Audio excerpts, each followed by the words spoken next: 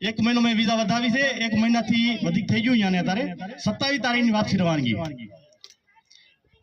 મને એ નથી લાગતું કે આના અમારા જે કે અમારા દોસ્ત માઇટ મિત્ર સંત સાહેબ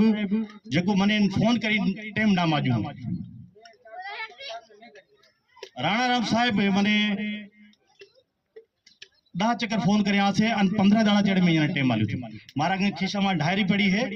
એમાં તમે જો તો અગર 16 તારીખ સુધી હજી સુધી એના ટાઈમ મારેલ છે એના બાદ બસ બીજાને ટાઈમ આલીશ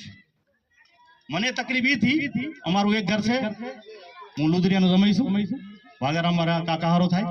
राशिद साहब हमारा गुरु साहब से घर की बात से हमारी तो बात छेड़ी बात करी आखिरी दाड़े प्रोग्राम दाड़े में जमल साहब ने फोन करियो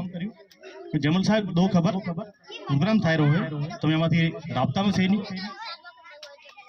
कि प्रोग्राम तो मन खबर लगी मैं तो प्रोग्राम नहीं मन खबर है वागर हम दावत आली पर अधूरी दावत जड़ी महीना थी संत साहब बैठा है घटवा घट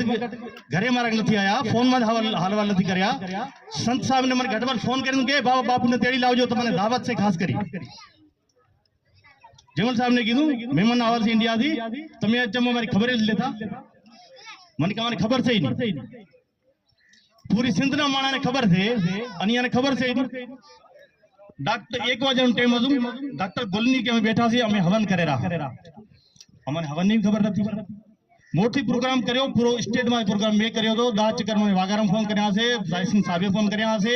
याने छोकराए फोन करया से तो आ चक्कर सना करे हम साहब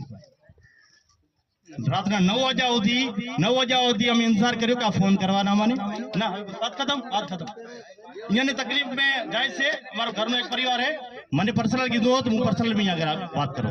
मेहरबानी यानी कोई तकलीफ है मैं सोचो तू मेहमान इंडिया आता रहे यहाँ घरे जाइश और मैं यहाँ घरे फैसलो छी यानी अनवरी भी जाइश